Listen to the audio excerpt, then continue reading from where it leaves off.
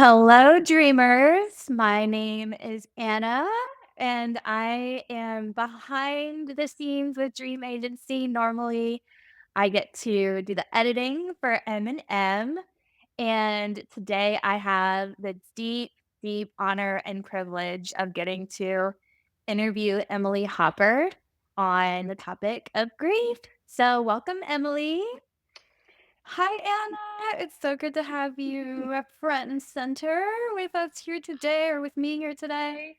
Yeah, as Anna said, she is our podcast producer. She takes care of us with all things podcasts. And today she's going to interview me, which is really exciting. And I'm so happy she's here. Yay, yay. Yeah, we were just doing some breath work and getting out some nervous giggles because I think we both know that this is going to be a little bit of a heavier conversation. Definitely, this would be a good time to share that there are a couple trigger warnings in this episode when it comes to just death and miscarriage and just some hard topics. And so, if you have littles in the car or not in the right headspace to listen to this right now, feel free to skip this episode and come back later or just skip altogether.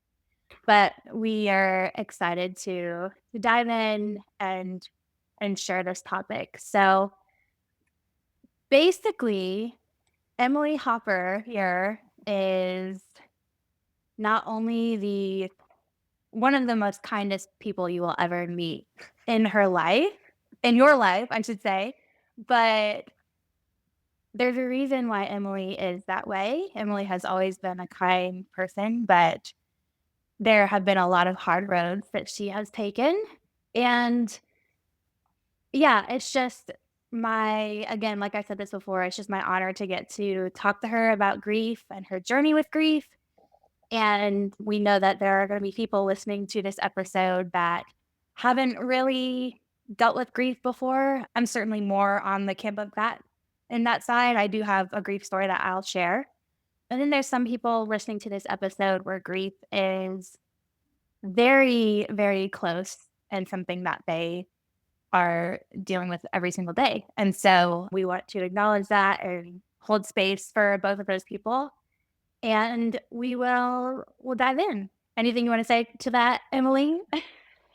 No, I think that's perfect. I really appreciate your compliment of kindness. And it is in my experience that sometimes the kindest people you meet have been through the most in life. And kindness is not something that you just naturally are all the time. I think it's actually kind of a skill, and it's a heart opening that unfortunately sometimes your heart gets ripped open by really Mhm. unfortunate circumstances. So yeah, I'm really excited to have this platform and this space to talk about grief. But like Anna said, if you're not in the headspace, of course, you do not need to go deep with us here today, and you can always come back. But Anna and I are prepared and ready to go deep for those who are experiencing grief, or, are just freshly on the other side of a tragic circumstance. So we've got our tea, we've got our blanket, we're nice and Yes. cozy. Yes. And yes, I am ready to dive in when you are. Yeah, so I will start briefly with my story. In February of this year, we had a miscarriage. I had a 2-year-old daughter named Emmy, and it has always been our dream that our babies would be 2 years apart so that, we would have a sibling and she'd be 2, and then it'd be like the perfect age where we like, space out all our kids as if we can plan that, right? You can't. But but that was always our hope. And so when she just before she turned 1, we started trying for our second, and we'd been trying for a few months, and with Emmy, it happened really fast, and with this one, it didn't happen quite as fast. I was late on my period, and I decided to take a pregnancy test, and so early in the morning, I went and took the test, and I set up my camera and recorded my reaction, and I was pregnant, and I was really excited around this trip to Charlotte, and it was a Friday morning, and I woke up to just some really bad cramping, and bleeding. And I was like, "Oh no, this isn't right." And so, unfortunately, I couldn't go see my OB because we were out of town. And so that was just the whole debacle, like trying to figure out what to do about that. But long story short, I had an ultrasound a few days later back when we came into town, and the ultrasound tech just said, your uterus is clear. There's, no baby. And so it was just on a dread like, I feel like I had prepared for that moment, and I had kind of knew, like, I told myself it was happening almost so that if it did happen, I would feel more prepared. Okay, this is I don't know, I'm just, like, letting myself get there before it happened just so I would feel when that moment came that it would be easier to handle the news because I'd already prepared myself kind of thing. But when we were just driving home, we just absolutely, broke down. And then in the days to come, I one of the things that was really interesting to me was it was like I would tell myself I'm okay, and on the outside I would seem fine, but it was like my body knew better, and like my body had just, you know, felt, not to be dramatic, but I kinda had felt death pass through, and so my Yeah. body knew what was going on almost more than I did, and it was like my emotions were everywhere. I was like an open wound, but I didn't really acknowledge that I was an open wound, and so this is just like a classic story that I like to tell, but I was at Aldi, and I love Aldi, I'm an Aldi girl, but anyways, and I always take pride in what I have, like, on in my cart. I'm like, "Ooh, these are, like, it's like some healthy food, some good snacks," you know?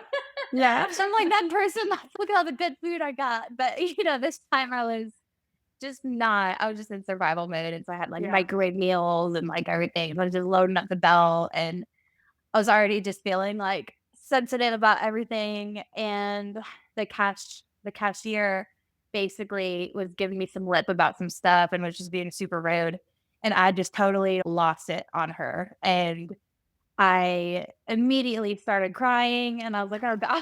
I was like, "This is not clearly, like, something like, I'm not okay if Yeah. I'm lashing out at this person." And so I was had tears running down my face, and I just said to her, "I'm so sorry. I just had a miscarriage that was totally inappropriate, and I'm just taking it out on you. It's not your fault." And anyways, just got in my car and cried and sent Emily a voice memo, and I was like, "This is what happened. Is this normal? Like, I'm just all over the place. Help me." And Emily was able to sit with me and chat with me, like, in a way that no one else could. She was just like, "Yep, this sounds like you are grieving." This is Sounds right like in you are. line. I was like, "Okay, yeah, that makes sense." And she was like, "You know what? Sometimes you just need somebody to remind you to drink water and give you food." And for whatever reason, that phrase just like I just was started bawling. I was like, "I do need someone to remind me to drink water," because I just didn't just seems like such a basic need and, like, something that Totally. you would just do, but I wasn't drinking water, and that was um, like a wake-up call for me that I was like, "Okay, I need to this did happen, and, like, I need to take care of myself." And she sent me excerpts from her book, which was amazing, and yeah, I could go on and on and on, but I I think that was just having someone like you who had been through and still go through grief in the way that you do was just really, really special and important. And so, Yeah. yeah, that was my mini episode, I should say, of my grief story. But I mainly just wanted to Yeah. open the floor to you to your thoughts on that and what it was like being Yeah, for me. sure. So, yeah, I Go through mean, that. it's first of all, like moment of silence and space for the baby you lost. Mhm. And that's, just so hard. And I think a gift of going through grief that now you have, and I think, part of why you're here interviewing me today, is that once you Mhm. go through it and it's not immediate, you need time to heal yourself and kind of close that wound that you so accurately described. Like you are an open wound bleeding out when the thing happens. But once you heal a bit, and we'll talk about, what that journey looked like for me and everything. But once you're a little bit more healed, you're able to give this gift. And I like to say there's so many gifts in grief, and we can talk about that as well. But one of the gifts is that you're able to give the people you love this gift of presence, of Mhm. deep, deep empathy. It's like beyond just a friend who hasn't gone through it, but is empathizing. It's like this it's on a deep, deep level. I do know what you're going through. It's different and it's nuanced, but I have been there and I can feel it with you and I'm here for you. And I'm able to kind of put myself back in whatever moment in the grief process that people are in and kind of know what they need because I think one of the biggest things about grief is that you're immediately in survival mode. And when you're in survival mode, you're not taking care of yourself. You have blinders on. You're just trying to do the thing to do the thing and then going to do another thing. And then I'm just going to survive this. But really, what you need, especially in those first moments, is just self care, self love, so much support. Space and grace is kind of my motto is just give yourself as much space and grace as possible and reaching out to friends who get it. And it's not going to be all your friends, it's going to be the ones who really do get it. And I'm so honored to have been that safe space for you. I love you so much. And we were a little bit newer in knowing each other, but of course, like, I'm so here for that and for you and yeah, like, water and food. So when it first happens, like, when you're in kind of crisis mode, water, food, and, like, a walk and a nap is really, like, the things to focus on, and it's so funny because it's, like, the furthest thing from your mind. Like, drinking a glass of water could not feel further away from the thing that you need to be doing when you're in that state. But just drinking water, like it helps so much. And it's the little things like that. And if people can cook for you and all that good stuff, it's just so helpful. So yeah, finding the friends who are a safe space, and I'm so happy to have been that for you. And yeah, Yeah, just like there's reminding you that like you'll get through it. And it's hard now, but you will get through it. there's just definitely a level of trust that you can immediately have with somebody who has been through it, that Uh-huh. you just don't get in someone who has not been through grief. And so, yeah, that's really special. And then, like you were talking about, just also admitting there's nothing like grief that forces you to accept your humanness. Yeah. Like, I am human, like, Yeah. I have these limitations, like, Yeah. this tragic thing happened, and I can't go on like normal. Yeah. I have to tend to my humanness and drinking Yes. water and taking a walk and eating food. Yeah. There's a limitation there that is you can't deny, you know? Totally. So, And grief is truly the most human experience. So only a few species of animals really grieve. Like it's truly a thing that makes us it is like the identifier of being human. And I like to say a lot, this was not my perspective before my tragic incident that will or circumstance that we'll get into in a minute. But I like to say a lot that our pain as humans is what connects us to humanity. It's really something we for all sure. share. And that's been another gift of grief is, seeing people in this deeper way. Whereas most people, if they have not been through it, it is a lot more surface level. There's not that deep trust. You're like kind of antsy about talking about it and you don't really feel safe because this person doesn't really get it. And, you know, it's hard, and also that's kind of why we're all here is to like, my favorite quote is by Ram Dass, "We're all just walking each other home."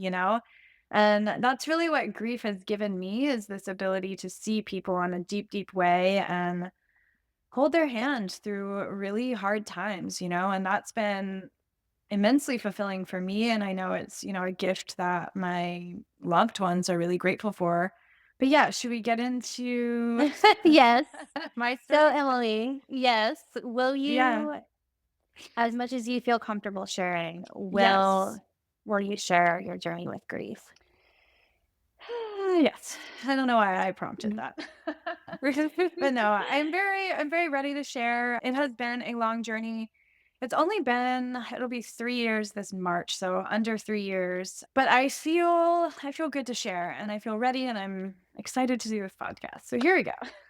Yay, good. Um, yeah, so a little under 3 years ago, my brother passed away. Still hits heavy every time I say it. It does get easier to speak about it, but it's still feeling, and your body does know, as you mentioned. Our body really remembers and holds our pain and trauma as well as our happiness. But so he died at the age of 29, which was immensely tragic for myself and my family.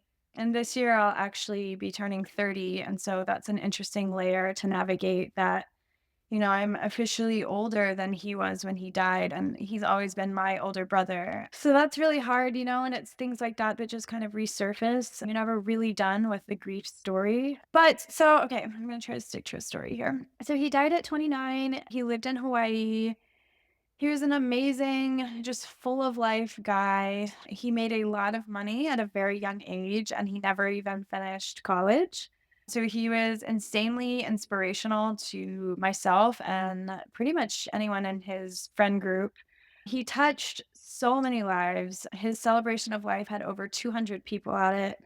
Oh, It was it's just, amazing. yeah, yes, he truly was just an incredible, incredible person. And, of course, he was not perfect, and he was still my brother, and we had a very strong sibling relationship where we fought a lot. We were only about 2 years apart, so growing up so close was, like, a little hard for us, I think. But as we were getting older, we were definitely bonding more, and, he really helped me learn financial literacy, and, I would go out and visit him in Hawaii quite often. Um, but I guess back to the grief story, it's sometimes hard to, like, really tap into. But so I guess my personal experience with it. So I happened to be visiting a friend in Florida, my hometown, when everything happened. And I actually woke up that morning and he had actually died the night before. So something in my body just knew today is not a normal day. I woke up at my friend's place and I was cat sitting for her. So it was just me. This And I is the day remember before, on the day of his passing. You it's knew? technically the morning after, so he passed in the night, Okay, but I didn't okay, find out until the next day. okay. Um, so that morning I didn't know yet, but my body knew something. And so I woke up and I remember texting like a friend and being like, I don't know what's going on, but I feel so strange. And at Wow. that time, I was super like routine. I was building my first business. And so I was like up at 6 a.m., like working out at 6:30 on my computer super early, and this morning, for whatever reason, I slept in until 9. I kept trying to get up, but it felt like there was just like bricks on my chest. I could not explain it, but something just felt so wrong.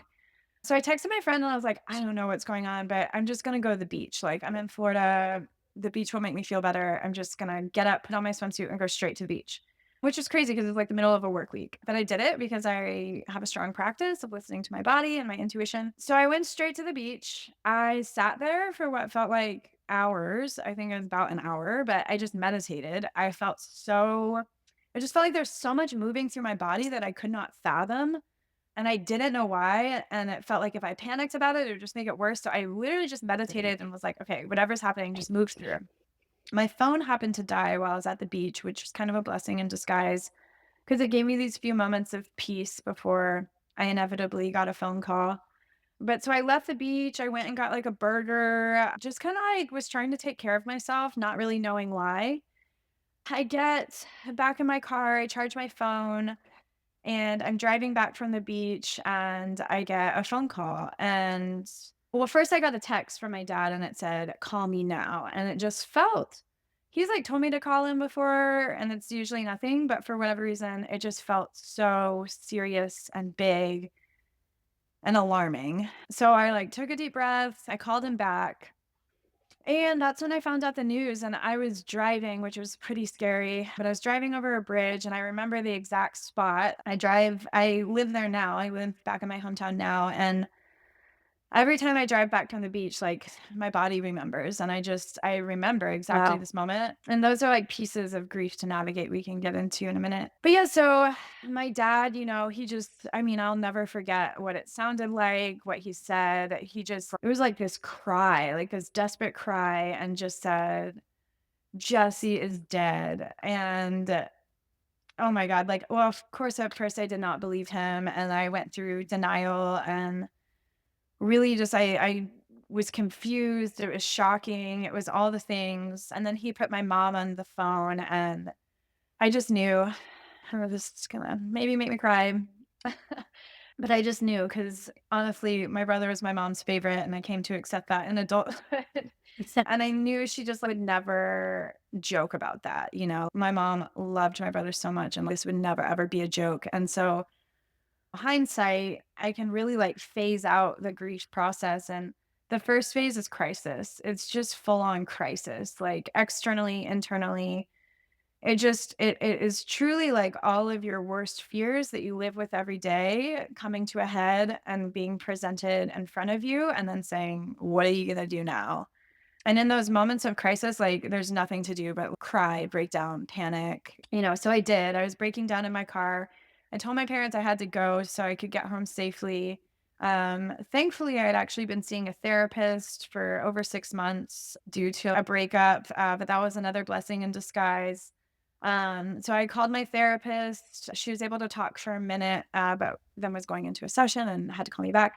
But that was, amazing to have her as that support. But then it just kind of enacted this phase of crisis management. So what I did your had to therapist say in that moment, if you don't mind me asking? Do you remember what words she gave you? yeah, kind of. It was more just a feeling. I'm not exactly sure the words, but it was a feeling of here's your plan. She kind of gave me a plan. It was Okay. like step one, Yep. breathe, get yourself home, sit down, feel what you need to feel, and then I'll call you later and we'll figure it out from there. So if you're ever on the receiving end of that for someone, like really just reminding someone to breathe and even breathing with them, like helping them to remember their breath and like showing them by example. And then a plan is really what was so helpful in this crisis Get to stage. safety.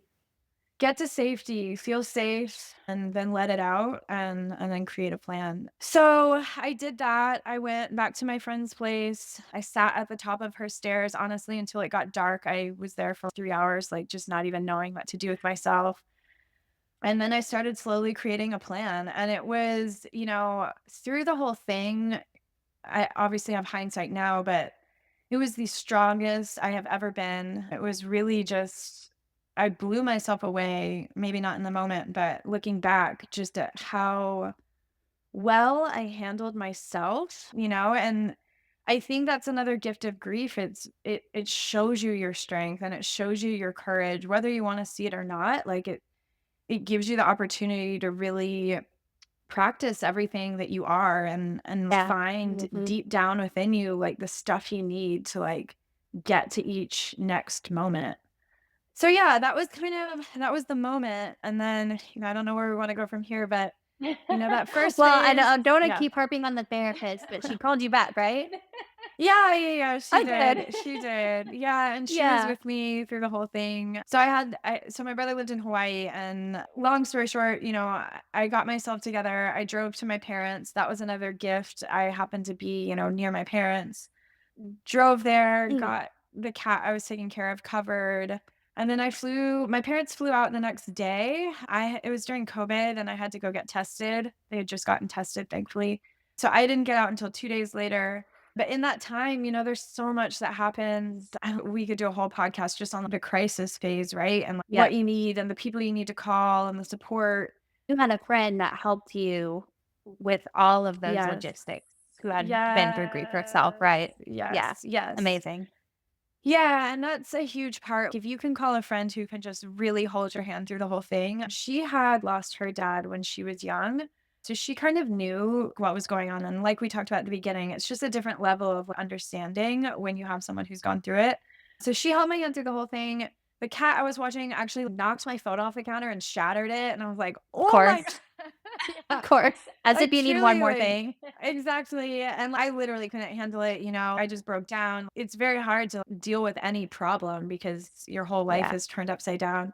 So she took me to the phone store, like, she let me sit in the car, like, she did it all, and it's so helpful. She brought me food, reminded me to drink, water, all the things until I got onto the plane, and so much happened at the airport even, like, a tiny miracle. I was having a major breakdown. I was crying the whole time in the airport, which I am on a trip right now, and this is something we were maybe going to talk about. Flying. Flying was a huge trigger because I did so much of my like very immediate grieving in the airport. And so being back in the airport, body remembers and I get panicky.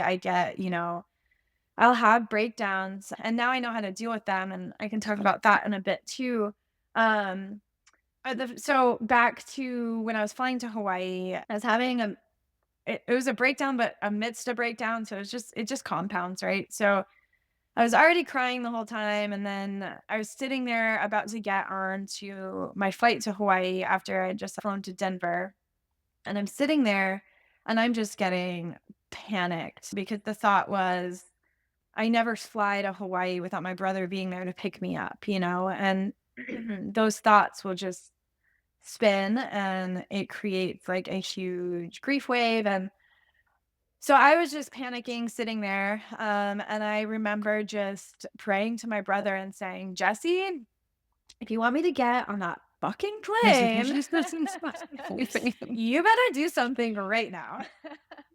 And Mhm. almost immediately, like, a thought dropped into my head, and it was, "Oh my gosh, his best friend," because I had to call all his best friends and let them know, which was deeply tragic, but because I did, I knew that his best friend was actually skiing and flying back that day, and he was skiing in Denver, and I was in the Denver airport. And I was like, "Oh my gosh, could it be?" And it Wow. felt like this aligned, like, Amazing. inspirational thought, and so I texted him and I was like, "Hey, Tom, do you happen to be in the Denver airport?" And he was like, "Just walked through security. Where are you?" Like, he knew I was in the airport. Wow. He was Ooh, like, "Where are you? chills, I'm coming."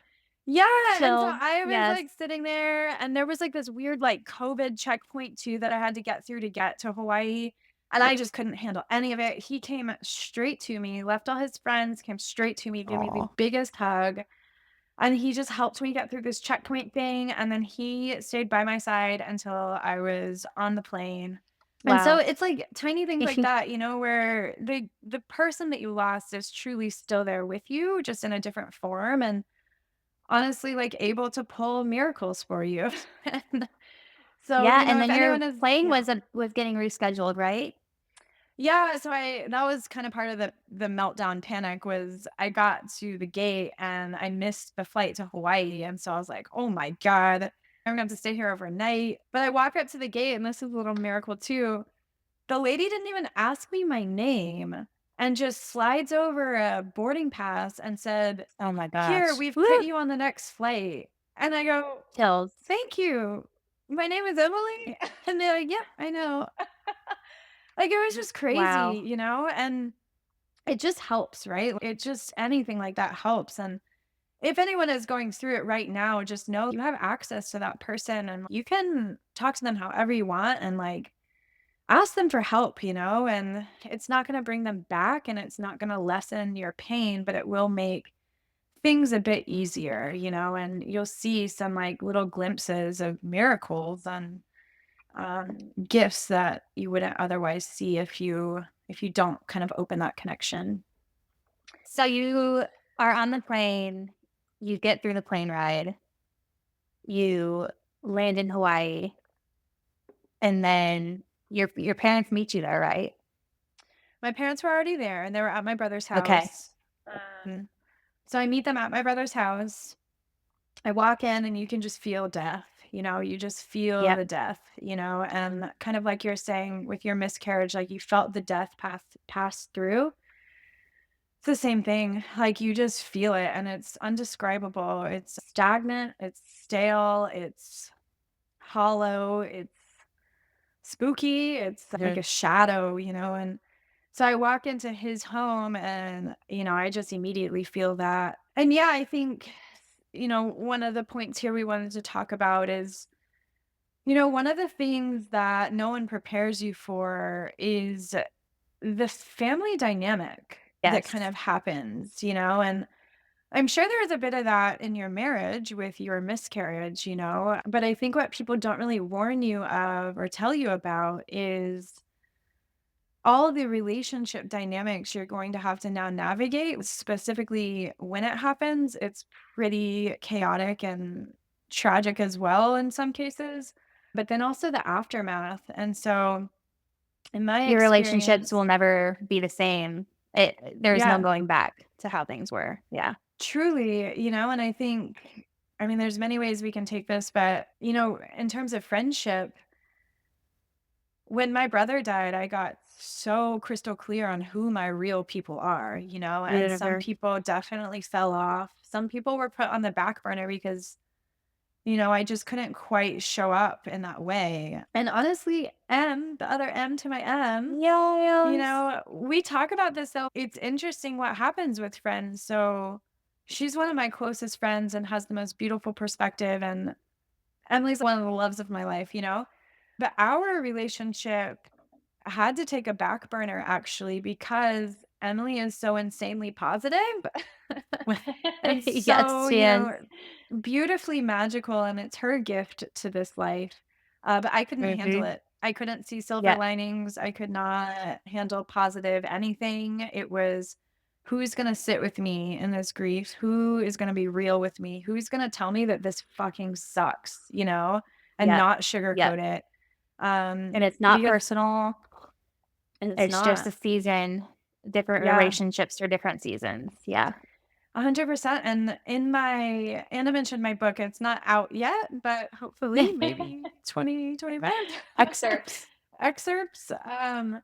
But in there I talk about it's like a cocoon, right? So when the moment happens, you retreat into a cocoon that's just you. And then you slowly kind of expand that cocoon and you let people who you feel safe to be around into your cocoon. And that's part of like healthy grief processing. I think a lot of people who go through, honestly, miscarriages, I've talked to many women who have gone through a miscarriage. They feel that they need to immediately show up with their friends and have people over or something. And I'm like, no. Like, it is your power, Mhm. it is your right. It is completely up to you who you spend time with and who you let in. And if your friends are truly your friends, they will not take it personal. And I had to preface that with all of my friends. Good for you. Hey, Yeah. yeah, and I did, and I intentionally had conversations with people of they knew where they fit into my life as I process through each step, which I think is helpful for them because when you're trying to help someone through grief too, it's very hard to know what they need because we don't know what we need at the time, and that's why it's so Yeah. helpful when someone just gives you a glass of water, because you're Right? like, I didn't know I needed this, but So now what it's did that bringing me look like? back. So you're sending a text to a friend, you're like, "I love this person, cannot deal right now." What does a text like that look like? I love that because that's an honest conversation in your head that has to happen first, Yeah. So it just looked like, first I had to tell everyone. So I had to find the courage when I was ready to tell everyone. And of course, like the people I talked to every day knew within a few days and they were helping me. They're just texting me. I had one friend who was amazing. He was like sending me playlists to get me through just like the airport and the days after. Wow. So you'll immediately know the Cool. people you're gonna Mhm. text, and then it's kind of more that like outer ring and then each outer ring of like your relationships. So first I just had to find a way to tell people and deciding like who I wanted to tell and when, and there's no rush. I think that's really important. You do things at your own pace. But once I told everyone, then I kind of circled back maybe a month later because your phone's also blowing up at this time. Like Yeah. Yeah. You usually have a week where just your family knows, and then after that, you're receiving so many texts, and it's okay if that feels invasive. I got angry, and you're also just coming in and out of anger a lot, so as much as I loved the support and the sending you love, kind of thing, it was Mhm. also like every text was just a confirmation that this is really real in my life. And so it was, also triggering and felt invasive a little bit. So I actually silenced my phone and put my phone away for a while. And then when I was ready to come back, I think it was like a month or two later, I started really understanding like who needs to be here with me and who does not. And so what a text might have looked like we can use Emily as example. I can't quite remember, but it was something along the lines of, "Hey, I love you so much. Thank you so much, for sending me all the love and supporting me. Right now, I just feel so raw and vulnerable and don't feel like opening up. I love you. Please, anything I do." It was kind of like you're having to ask for grace. So, grace and Yeah, space a again. So pass. it's Yeah. yeah, it's a pass, truly. And I think I Mhm. said something along the lines of this to a lot of my friends. If I project onto you, if I lash out, please, please, please, don't take it personal. And also, I'm asking for forgiveness up front, forgiveness and patience up front. And Amazing. I've, Amazing that you had the awareness to do that. yeah. And I also, was really grateful for that to be where I was at, where I had, pretty high emotional intelligence and lots of tools for processing. But I think at the core of it all was like myself and like a deep, Mhm. deep commitment to myself and getting myself through this and knowing that there's no wrong answers for me right now. Like I truly have a pass in life. And however I'm going to process this, people are going to have to get on board and align to me or goodbye, honestly. And that it's that real, right? It's very I have to get myself through this, and if people don't understand, then I don't really have the capacity or time Right, to right. tend to that right now, and it's a practice of, like, I need tending to. I need Yes. to be taken care of right now, and that's hard, especially as women, we have a huge Mhm. block around asking for what we need Yep. and being Absolutely. vulnerable and needing help, and I know, especially as a mom, you're superwoman, right? And so when you have to like Mhm. humble and ask for help, it can be really hard. And I think that's a huge part of the grief process, is okay, I need help. I need help. Who's going to help me? How do I find the courage inside me to speak my needs, speak my truth? But if That you was one are, thing you really yeah, helped me with, was I remember you telling me, "Just practice voicing what you need." And so I sent a text to somebody at my church, and I was like I literally told them, I was like, "I this is something that I went through," and they knew. I was like, I literally said, "I am practicing voicing what I need, and here are a couple ways that would really, really it would really bless my family if you would bring us dinner tonight." yeah, And it's not in a few days, like, I need dinner tonight, actually. yeah, It's not like whenever it's convenient for you. You know what I mean? Like, yes, having the courage and the vulnerability because it is very vulnerable to yeah, show that you need help. So that yeah. was one of the blessings from you for me was, like, giving me the courage to do that and the prompting to do that. Yeah, yeah, I was so proud of you too, and I remember I remember a couple of moments, like, you were kind of, like, having someone over maybe and didn't want to, and I was like, "Girl, you do not have to entertain right now, you do not have to host, you do not have to honor your commitments at this time." I And don't then remember that. I must have blocked that from my memory, so I don't yeah, it was remember that. like a neighbor coming I over or don't doubt it, something, though. and yeah, and Yeah. then another moment My that I neighbor, that's remember. right. No, you're Mhm. right.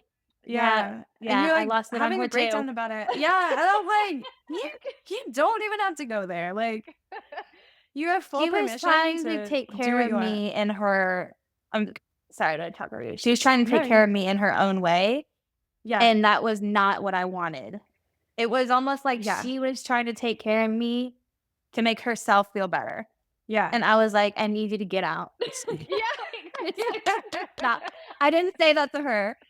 But that's what you're I did not say feeling. that to her, but I was like it was like a visceral reaction. Yeah, right? And that's what I'm saying. It's it's clear inside you, but it's just finding that courage and that practice to voice it in a way that's, not harmful to someone else. But that's Yeah, such a exactly. part of the grief process is okay. So something we wanted to talk about a little bit was like what people say to you that's not helpful.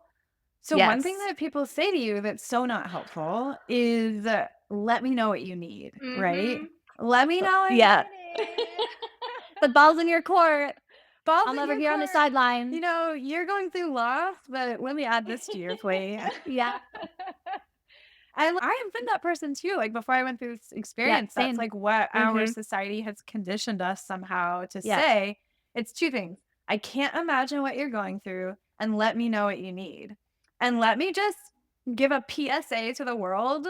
Those are two of the most unhelpful things that you can say to someone in grief. Because in your experience, like this example, she was just like giving you what well, I guess it's kind of tricky. So it's like when someone's in grief, you just want to show up for them, right? And just help them with the survival tactics, right? So like food, water, picking you up and we're going on a walk right now. You know, but it's like she was maybe trying to do that, but she wasn't like taking you into account actually. And so it's a little bit tricky, Mhm. but I would say as a griever, if you can find any needs at all to give people and blast that out, it's going to be so helpful for them and you because you're going to get what you want actually. And it gives them some guidance and direction because your people will start flailing trying to help you and it Yeah. just adds chaos to your plate. And then I think, yeah, like just really being clear of what I need right now is for you to not come over, Yeah. you know? Yeah. And those are conversations like, I appreciate your help. Right now, I need to be alone, but tomorrow I would love if you picked me up and took me on a walk, you know? And it's hard to be that communicative, but if you can find the strength and courage, it really goes a long way. And then the And other if you one, like, I, can't, maybe just don't answer. Like you yeah, were just saying, not just shut required to yourself off respond. and that's okay Yeah. until you're ready to maybe send Start. something that's a Yeah. little more what's the word I'm looking for? Like Uh, lands a clear, little easier. affirmative. Yeah. Yeah. Yeah, totally. Totally, and that's the other thing, that's your right to not respond, like, you don't have to text back, which is a huge Yeah. reminder. But the other one that people say, "I can't imagine what you're going through," here's what I have to say to that: try. Try to imagine it, Yeah. That's what empathy is, and that's what I need. It's not because when you say I can't imagine, I immediately feel isolated. I immediately feel like there's something wrong with me Mhm. because no one else can imagine what Yeah. I'm going through? That makes sense. And so now if like someone reaches out to me who's in grief, I don't say that. I say, tell me how you're feeling. Like that's an easier way, which is like along the same lines, but it's I'm here to listen. Do you want to tell me about the person that you lost? Would you like to go on a walk? Do you need food? And yeah, I said you food because it was like, I know what you need, Mhm. girl. She sent You me need to get in the Chick-fil-A bathtub. Yeah. straight to my door. It was amazing. Yes, and you ate it in your bath, and I was like, "This is it. Mhm. This is how it works." So, I wanna go back to a really big part of your story that I read on Okay, your journal, which we'll have to link because okay. it's on your website. But just the whole idea of the dynamics with your parents, Yeah. and you had a quote in there that said, "They were like toddlers walking around with unpinned hand grenades." And I was doing my best to make sure they didn't step in a landmine in the process. And it was almost like you had the self-awareness and the tools to muster up the strength to do what actually needed to get done in those early days, whereas your parents, understandably, were just it's almost like they had reverted to, like, Yeah, childlike tendencies, whereas you took on yeah, the adult role and the responsible role, and yeah, so it actually this made me cry this morning reading this, but this your dad cleaning your brother's grill and yeah, your mom doing his laundry, and yeah. there's just so much there's just I I can I'm trying not to say I can only imagine, I know, right? but It's fine. I can understand that that's of course, that's what he was gonna do, that's how Yeah, he felt like he could be doing something yeah, when he didn't know what to do, and so but, of course, that also meant that you had to plan the celebrations of life. You had to handle all of this communication, all of the legal stuff, I'm sure, like, all of the stuff with yeah. his house, and that all fell on you, and so what I guess, what do you have to say to that? But then also just what advice if you could go back in time and talk to yourself, Right. what would you say during that time? Yeah. Well, just to give some context. So, yeah, so my yeah, okay. So the days after, so once I arrived in Hawaii, the days after and the weeks after, so my parents stayed in Hawaii for about 2 weeks. I stayed for almost a month. And watching my parents was probably the most heartbreaking part of the aftermath process for me. Because another thing people do not warn you of when someone dies is that it becomes logistics. It's not Yeah. I kind of thought, "Oh, this horrible thing happened to me. Now I'm just gonna lay here and cry, and feel it and do what I need to do." But our societal traditions say otherwise, and there's actually a lot that has to happen within, like, the first 3 to 4 days to a week. And so, yeah, as I was watching my parents, so, the next morning so I this is what Anna was talking about. My mom just decided to do all of my brother's laundry, just was washing everything in the house, folding his clothes. I mean, it was just the most heartbreaking thing to watch because it was like she was, acting like he was still there and would be so grateful for his mom folding his clothes. My dad was like fixing his faucet and my brother rented. So, we like had to get out of there. So it was obviously silly, but, it was just the way that they were processing. One morning, so I would wake up every morning and I stuck to all of my tools. So I would wake up and work out because that was like 30 minutes of me time. Just like my motto during working out at that time was perfect. It was, I can do hard things. And so that really was helpful, but I'd finish my workout and I'd create a to-do list of like, everything that has to happen. It's like writing the obituary. It's planning, my brother had 2 celebrations of life, one in Hawaii and one in our hometown. It's like you said, communicating to all parties, making sure flowers are there. It's just an endless list of things.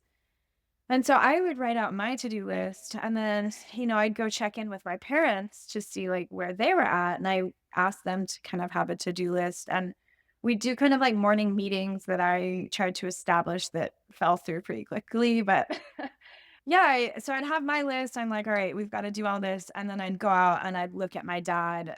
I just have such a visual of him. He's bald. He just was sweating bullets and his face was red. He was just outside scrubbing my brother's grill the day before we had decided to sell. So none of it made sense. It was all confusing. My mom's like watching a movie, folding his laundry. And I just remember standing there and I had a view of both of them at this point I was standing at. And my heart just like, broke a little more. Like it just shattered another piece. And I think part of me was incredibly frustrated. I was, like, pissed off, actually. I was like, "Are you serious? This is what they're doing, and we have so much to do, and, like, what are they doing?" But then Mhm. most of me, it was just full compassion of like, "Oh my god, this is just truly devastating.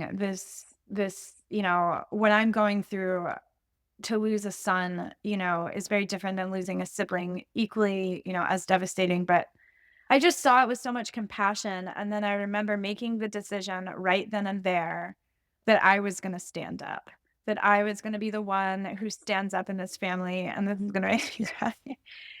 Because it was so hard, to be the child, but then have to become the parent, and I just remember I had a visual in my head of, like, I was on an island, and my parents were, like, out in the water, like, flailing, and I was, like, sitting on this island, and then I just imagined myself, like, standing up on this island, and then being able to actually extend a hand out to my parents to bring them onto this island with me.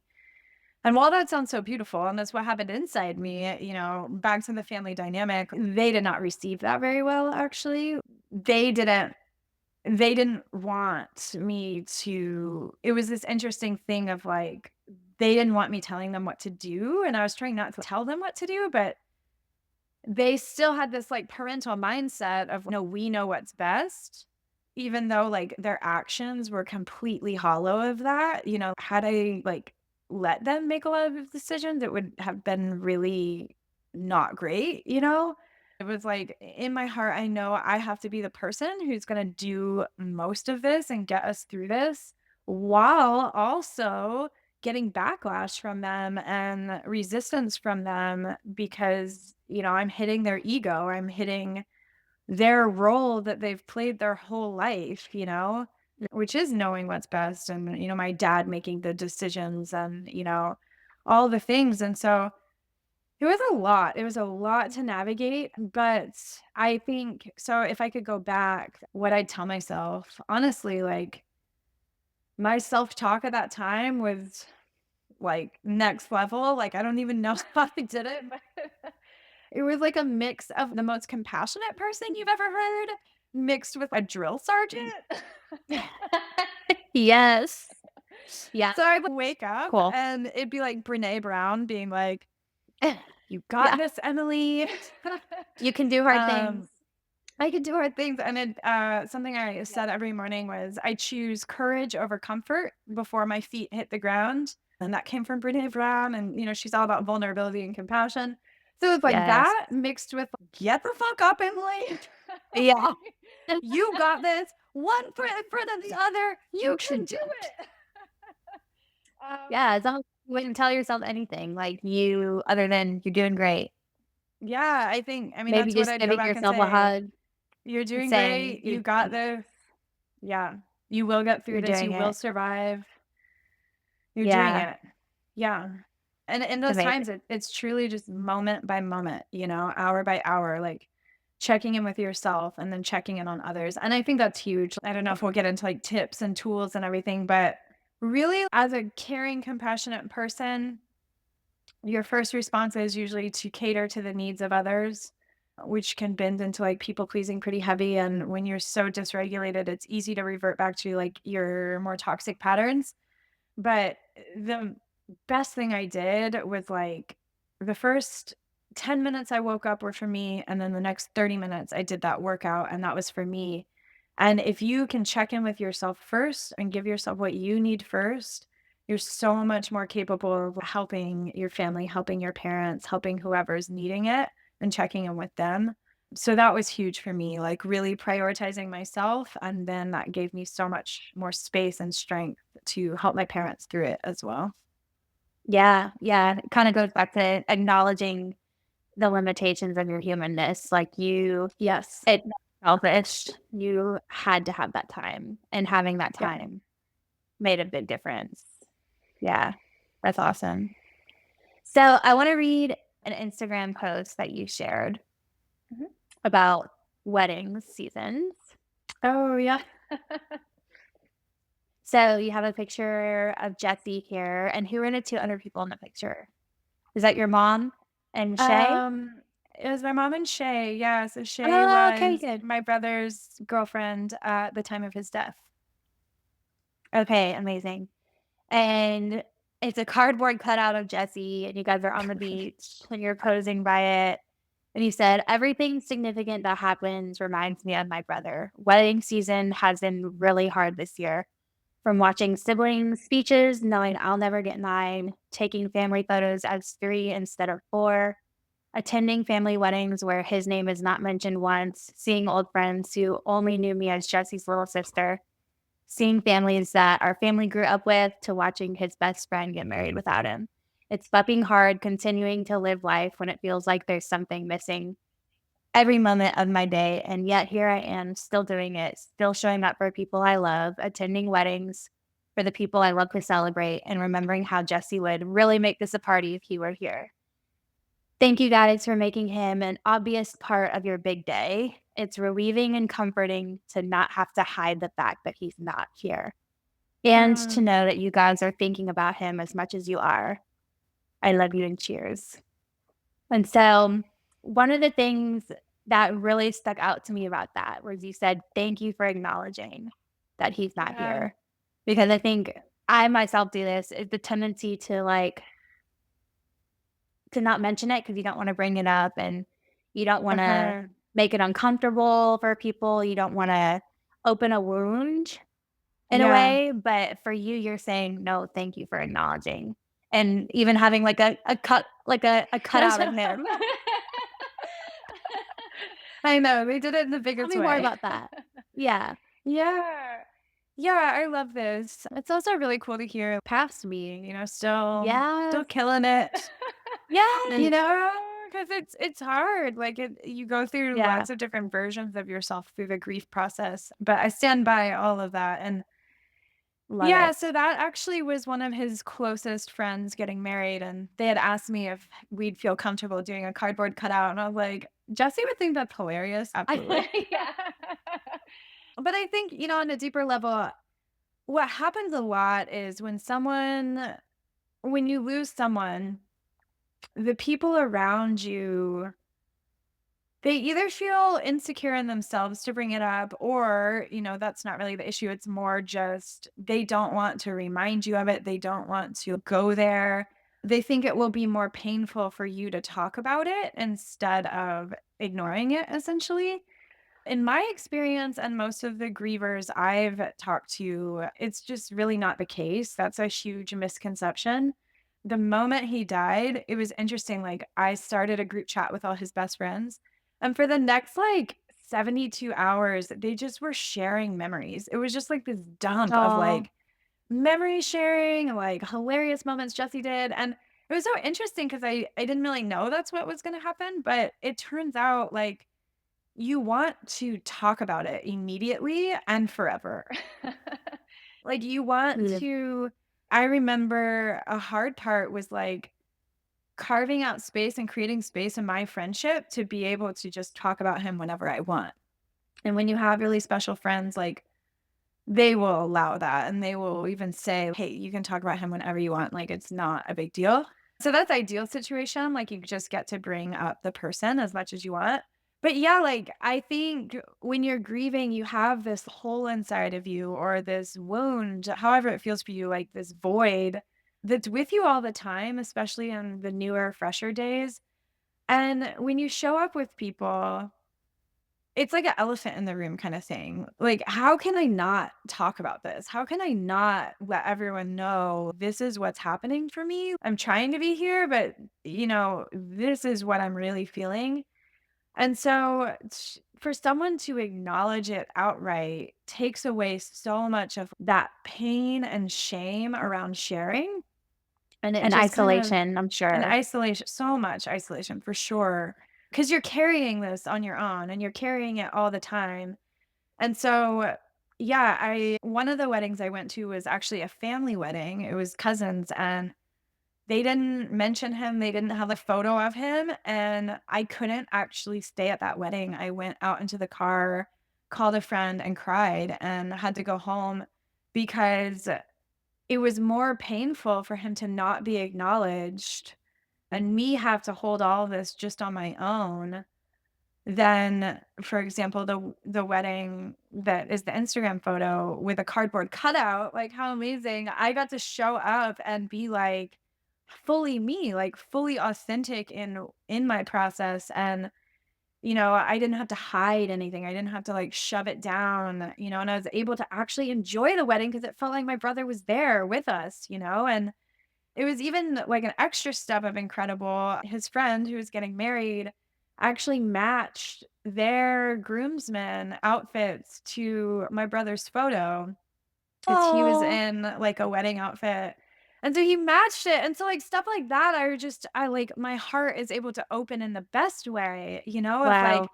I can Yeah. talk about this. It's like such a part of your wedding, and like we can cry together, we can laugh together, we can like actually really feel this and not have to just hide, So I think it's a big misconception that people don't want to talk about it because it's too painful. It's not true. Like it's really your heart is ripped open and you want to share. It's like an outpouring of, like, memories, honestly, because when someone dies, you reflect on their whole life, whereas that's not something you're doing regularly if they're alive, and so you're reflecting on their life, you're reflecting on your life, and there's just a lot of memories that surface, and so if you can ever be a safe space for someone to just share all that, it'll go a really long way.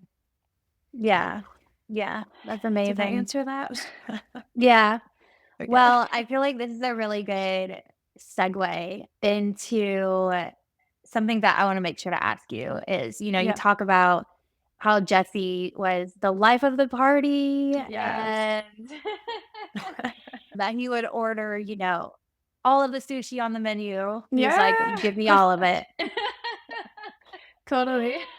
And he always made sure to never let things get too serious and to always make sure people were laughing. And so I wanna know, what do you hope people remember about Jesse?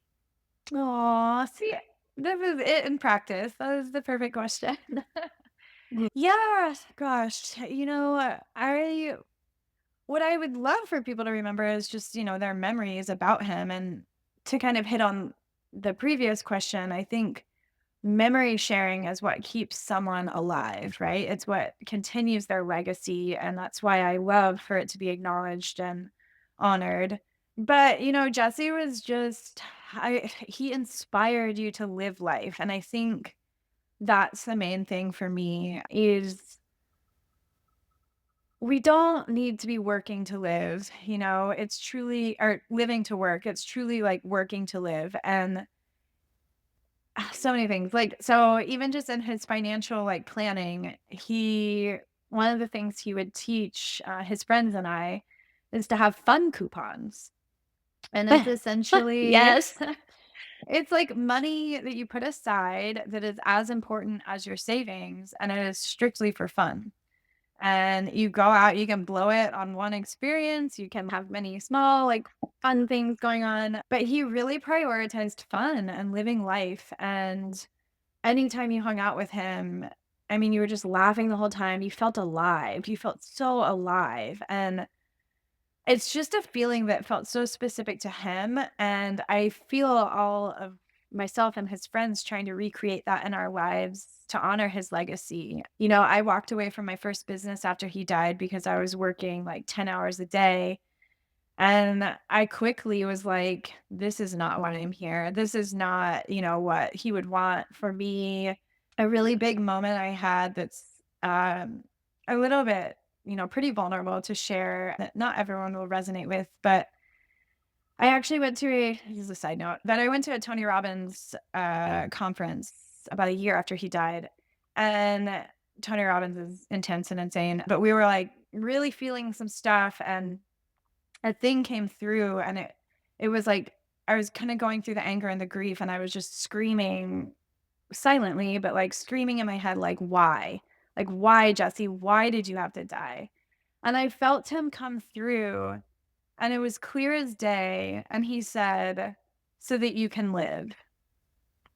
And everything inside me shifted, and it felt like he was, like, passing the baton of, like, "Look, I lived fully." Like, he lived more than probably 3 people put together, like, in 29 years, And I felt him pass that on to me, and it was like I died so that you can live, and it only might make sense to me, but his death completely changed me, and it opened me up to the greatest love I've ever experienced, the greatest joy I've ever experienced, the greatest pain and grief, of course, but it shifted my entire being and my entire perspective, and my priorities are different, my priorities are truly to live and to love my life and to create relationships that can enjoy this life with me, and so, yeah, like, I guess this is completely off your question, but I No, guess, that's okay. yeah, just, like, remember to live, and he really was such an embodied example of that, he lived this crazy life in Hawaii, skydived, cliff jumped off waterfalls, deep I'm forgetting the name, but all the Yeah. activities, very, like, just so free, so free, so alive, and prioritized his friends, and always had his friends with him, paid for everything, He really shared the wealth just so that others could experience living life to the fullest, and, I Yeah. mean, I would love That's if beautiful, everyone remembered that. and Yeah, thank no, you. that's beautiful. He sounds amazing. I wish I could Yeah. go back in time and see him spending those fun coupons. Yeah, right? I know, he would do some That's crazy stuff. awesome. I love that. So another thing that you said was living my dream life got urgent the day my brother died. Yes. It's always been my dream to surf, and now I'm doing it. So how does the death of Jesse influence the way that you tackle your dreams? And you kind of Yeah, talked about this a little bit, where it's like right. he inspires me to live, and I quit Mhm. my job because I was working 10-hour days, and that's not how I want to live. So Yeah. tell me about that urgency.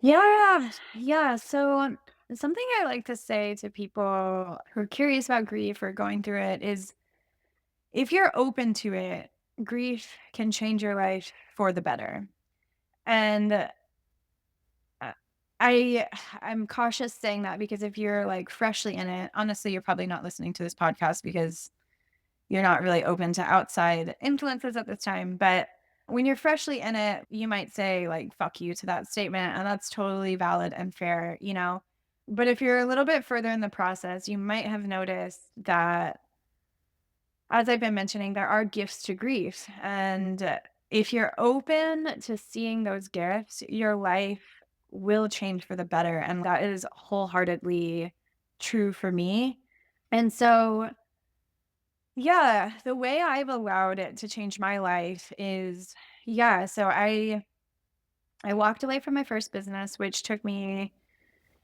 I was like on year 4 or 5, and I started from like nothing and was about to hit my first 10K month, which was huge. And I walked away from it after about 3 months in because it's not the life I wanted, it was not my dream life. At first, it felt like it, like that's what I was going towards, but if you allow grief to change you, like, it will help you to gain so much clarity about who you are and the life you wanna live.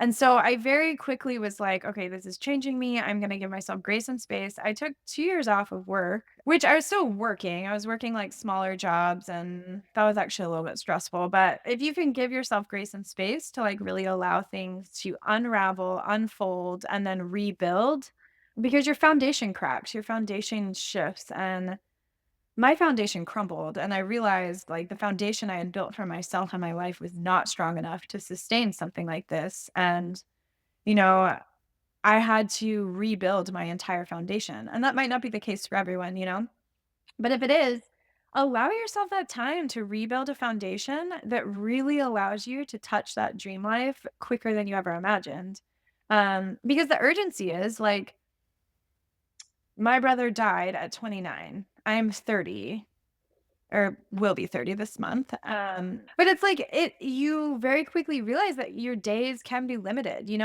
And it's a fine line because you don't want to like live in fear. Like I had to go through that a bit Mhm. too of like, am I gonna die? Like am I gonna die by Yeah. 30? And that's a big fear Yeah. that you have to navigate as well. But kind of what we're talking about here is more like what have you not been doing, because you feel like your dream life is 10 years from now? What has been holding you back that you've, like, not been allowing yourself to fully realize, to fully create, to fully bring into this world? And I got really real with myself and I was like, if money weren't an option, if circumstances, like, didn't matter, like, how would I spend my days? What would I do? And for me, the answer was really clear. It was painting and surfing. Like, I would wake up and I would paint all day and I would surf in the morning and surf all day, like, as much as I possibly could. And so once those kind of dreams started surfacing, and I had to let a lot of dreams die, which is also very painful and very hard. It was like my wheel was spinning one trajectory and then he died and it just halted. And I had to find like a new track to let the momentum spin on. Mhm. But passions like writing died, copywriting, my business, my first business died. Like many things I used to love died. And if you want grief to change you, you have to also grieve those things. You have to grieve relationships, you have to grieve the loss of dreams. You really have to grieve a lot more than just the person that you've lost. But the beautiful thing is, once you grieve all that, it creates space for flowers to grow, for things to bloom, for life, new life to be reborn. And it's super scary, and that's where the courage comes in. But yeah, I allowed new dreams to be born. And one of the things I got side jobs in, which was so fun and still do now. And it's a huge dream in my life now. But I thought, what's something that would make me smile again? Because you don't smile for months. Seriously, it's crazy, like how your body is just feeling it so heavy. Like I remember thinking, like, will I ever smile again? And I thought, what's something that will make me smile? And the answer came very clearly, and it was flowers. And so I got like a part-time job in a flower shop, and it was amazing. It got me like around people again. I could kind of just do my thing because it's an alley job, but I was around flowers and it made me so happy and so joyful. And I've always loved flowers and it's something I've always wanted to dive into, but you feel like you don't have the time. But now it's like the stakes on life are raised. Now is the time, Yeah. we don't know when we're going to die. This is it, And so a new dream that has been reborn is to own a flower farm. And I'm actually currently working on a flower farm to learn the ropes.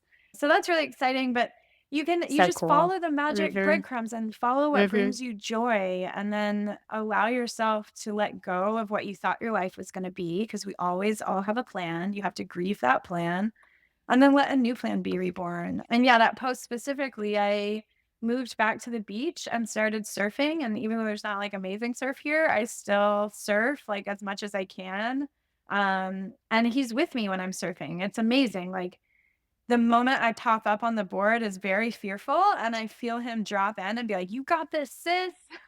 And so it's really Yeah. cool because like, the new passions will make you feel so connected to that person as well. So it's almost like this relationship you're building with them on the other side and being like, "Hey, look at me. Look, I'm doing it." And kinda, like, making them feel proud while also kind of carrying on their legacy, which, as we said, for his is to live life more, and so yeah, I'm out here like, "Look, Jeffy, I'm doing it.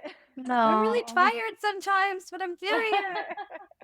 Yes. Yeah, Oh, that's amazing. That's amazing. Yeah, just that awareness of the fragility of life and you never know how long you have and just using that to propel you to look in the mirror and say, "Okay, what actually makes me happy?" And having yeah, the courage to do those things, being unashamed in that and living that yeah, fully. It's beautiful.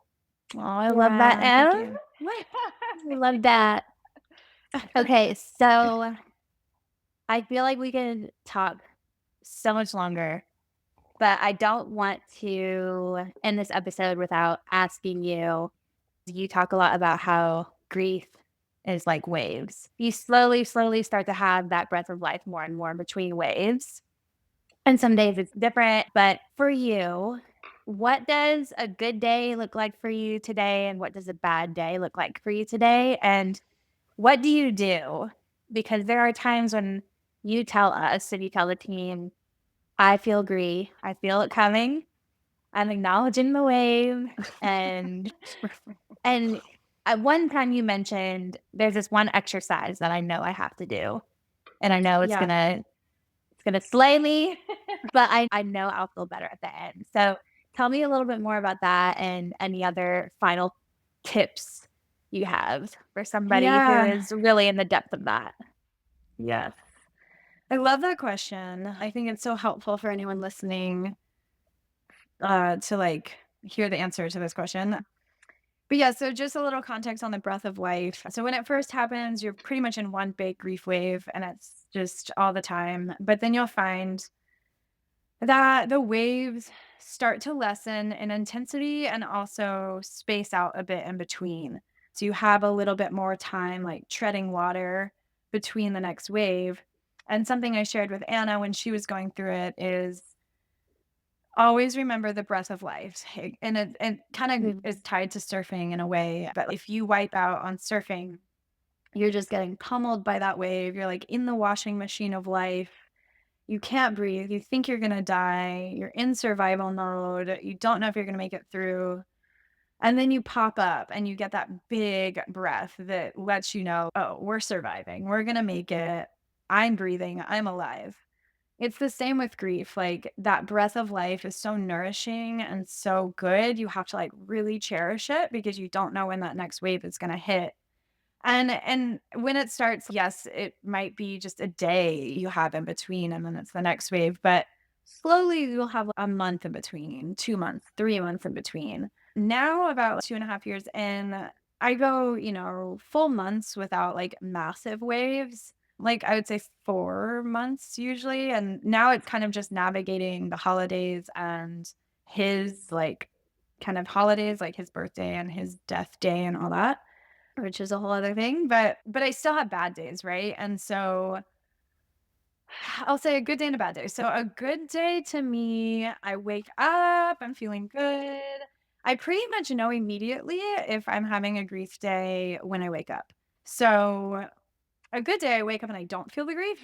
I don't feel it like heavy on my chest. I'm like quickly able to get out of bed. I can do my routine. I have space for myself and others. I'm joyful. I'm light. You Two and a know, half I years ago, Emily probably would not believe. me oh, yeah, exactly, totally, yes, and so anyone listening, like, you will get back to that, Mhm. it's it's plus some. So, it's kind of like the depth to which you feel pain is the height to which you can feel joy. So, when I'm having a good day, it's like a really good day, like, I am all smiles, all giggles. Yes. It's like who I was before, but, like, extra, right? And so even just coming into Austin, I was, like, so energetic, I was having, like, great days, and, it's palpable, it's contagious, my friends can feel it, like, I'm giggling, I'm smiling, everything's flowing, it's aligned, there's magic in my day, all the good stuff. And it's not that, like, any day is perfect, like, things still go wrong, but my general feeling and perception on life is, like, life is good, let's get it, seize the day, I expect miracles, let's go. And when you have those days, you have to, like and it's the contrast helps you to be so grateful, right? So, like, when I'm having really good days, I know what a bad day is like, and so I'm fully leaning into it. I'm not, like, Yeah. capping my joy, I'm like, "We're going all out," you know? Bad days. So on this trip, so I flew into Austin, having great days. So wonderful. So good. Yesterday, I actually had a bad day. And so, like I said, I'll wake up and just kind of know it's a heavy feeling on my chest and it's like a tinge of like sadness already before the day has started, which I know is grief because I'm like nothing has happened to me. So, I just kind of know from the beginning and at first and depending on where you're at in the process, you'll learn what you need for a bad day.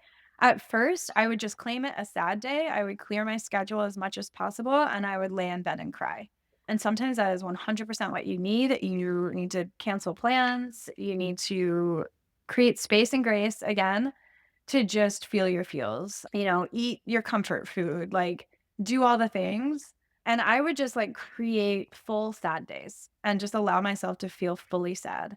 I think there becomes a flip when you're ready to no longer live in the grief as much and you feel like you have a bit more control over it and you can be like, okay, I'm ready to leave this behind a little bit. I might be feeling sad, but how am I going to shift back into like good day energy? And there's lots of things you can do for that. But kind of the flip, like the mantra this is in my book as well. At first, it's like, it's okay to be sad. It's okay to not be okay, right? And you kind of have to tell yourself that so that you allow yourself to fully feel everything that you're going through. And then when you're ready to kind of flip, I describe it as like taking off like an old itchy sweater that has somehow now become extremely comfortable. Like that's kind of a grief. Like at first it's like, oh, I hate this. I feel suffocated. But then when you're allowing yourself sad days, it almost becomes comfortable, which is good, but it's also kind of showing you like, okay, maybe it's time to take off the sweater some days, right? And so when you're ready to do that, the mantra is now it's okay to be okay. It's okay to feel good. It's okay to live my life again. And so that's where I'm at more now. And so when I wake up and it's, oh, that'd be a rough one, there's tools, right? So immediately now it's a self care day. So if you had lots of things planned where you're giving to a lot of people, see if you can pull some of that back. See if like your extra hours, like how can I take care of myself, whether it's cooking for myself, getting massage, like literally anything that makes you feel good in terms of self-care. So immediately my head will switch to that and be like, okay, how can I take care of myself today? With that, that is communicating to others, right? So kind of how we touched on in the beginning, but also how you're saying with the team. So I know I can now recognize when the grief is happening and I communicate it as much as possible to everyone around me. Otherwise, it just creates like messy situations. If I showed up and didn't let you guys know, the team know, you might think I'm rude or, not attentive or not considering you, things like that. But really I'm just withdrawn and I'm just kind of like more in my own cocoon and it's not personal. So I start communicating like, hey, this is where I'm at today. I'm going to do my best to show up, but it might not look the same as it always does. And then I rely on tools. So the one tool you were talking about is a breathwork practice. It is 30 minutes. So that's a very long breathwork practice. And I do it when I'm not going to say like desperate, but kind of like if I really need to shift it quickly, this one particular breath work does it. And, that tool will look different for everyone. I think breath work is universally helpful, but yeah, I know that if I get through this 30 minutes, it's going to allow me to feel the things I need to feel, which is usually like heart-ripping pain, can't breathe, I'm crying so hard, but then it moves it out of my body, and I don't have to deal with it all day, and I've just dealt with it in that 30 minutes, and that's huge, but that also takes a ton of courage because you naturally, we're avoiding those feelings at all costs, and so if you don't really take care of it, what will happen is you'll go throughout your day, you won't be able to focus. You'll sit at your computer and just be Right. clicking things and you're like, I don't know what I'm doing here. Like I can't focus on anything. You'll be really confused. It'll be hard to connect with others. It'll be hard to like just carry out your basic tasks. You might not be taking care of yourself, which then affects other people. If you have kids, it's going to be really hard to show up for them. So that's a tool if I like super need it. Other great tools, friends, community support system. I would say the two biggest things that got me through grief is therapy, like with a professional, or not just talk therapy. So I do somatic therapy. So it's moving the trauma from the body. And friends and your support system. Like my friends here that I'm visiting have gotten me through so much, and there's just always an open, safe space for me to talk about it, to feel it. Some friends will feel it with me. My friend Caleb, who I'm staying with here, always a phone call away, and I can always call him. I think he's listening to me right now, so I'm giving him some Aw. shout outs. But yeah, like just getting on the phone and talking to someone who gets it, like in the same way you reached out to me when you were going through it, you know, just Huge. having that place to talk about it and move through it is so, so, so helpful. And then other things, it's kind of reverting back to the basic survival needs. So making sure I'm drinking so much water, like more than usual. I've got meals like ready. If I don't have something in my fridge, like I'm prepared to like order something that's there, like just making sure you're eating. And then small stuff, all of it kind of comes back to nervous system regulation. So I had posted on my story recently, like flying here, and we touched on this a bit of like airports trigger me now.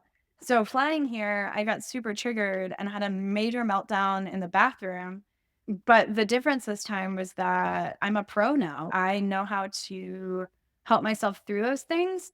And it all kind of comes back to your ability to regulate your nervous system.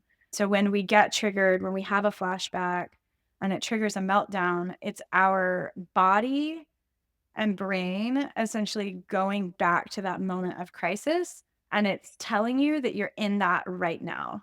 And so if you can have the tools, so like some really basic tools I do, you just tug on your ear. You tug on your ears for 30 seconds.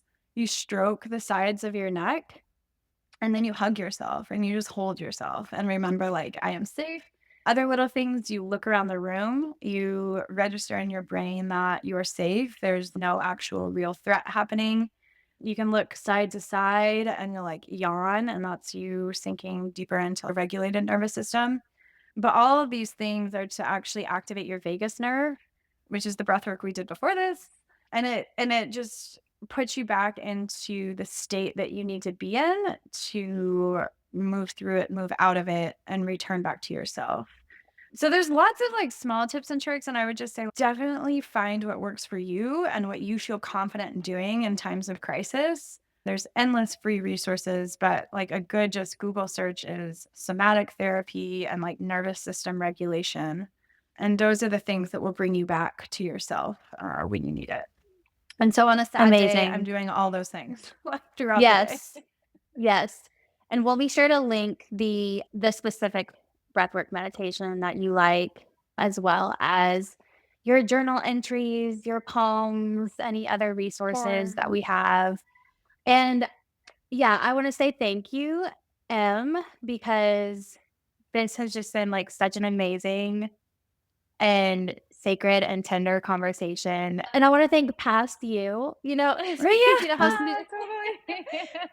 you know how Snoop Dogg gets on stage and he's like, I want to thank me. Well, I want to thank past Emily for all of the work that you have Yeah. done, for how much you've overcome, and even just seeing you be proud of yourself has been such a blessing. So yeah, this has been such a wonderful conversation. And if anyone is listening, please, please, please message Emily at Dream Agency Biz, or if you want to do, it's Emily.outgrown, right? Would that be Yes, the on best Instagram. way for people? You can personally Yeah. message Emily at Emily.outgrown, or if you just want to say hi to us and say your favorite part about the episode, it's just at Dream Agency Biz, one word, BIZ. But yeah, reach out, connect, send this to a friend. And thanks for hanging with us till the end. Yes. Thank you. And thank you, Anna. Thank you for all your magic and all that you do for us and being here today. Yeah. And listeners, feel free to connect. I love talking about grief and I'm here for you. So we look forward to talking soon. Yay. Thanks, talk to you soon. Bye. Bye. Thank you so much, dreamers, for tapping in, turning on, and leveling up with us today. May you always remember your true worth, find alignment in every day, and live your dreamiest life. That is our biggest dream for you. You can find us on our website at dreamagency.biz, socials at dreamagencybiz, or email us at emily@dreamagency.biz.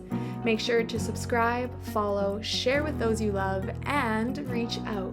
We can't wait to connect with you. Thanks. Bye for now.